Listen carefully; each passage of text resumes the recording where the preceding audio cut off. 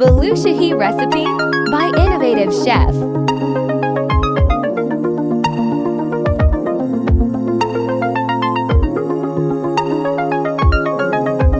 Let's prepare sheera. Cheeni 1 cup, sugar.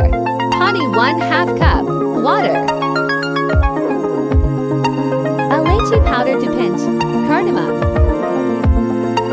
Cook for 10 minutes until sugar melts. Let's prepare dough. Prepare dough. Ghee melted 4 TBS, honey 4 TBS, water, Dahi 1 TBS, yogurt, baking powder 1/2 TSP. Mix well. Maida 1 pound, wheat flour. Knead properly.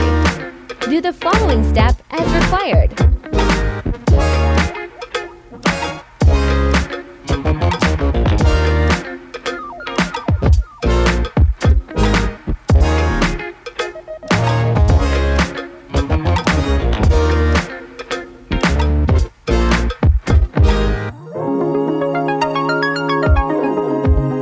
Fry on medium flame until golden brown.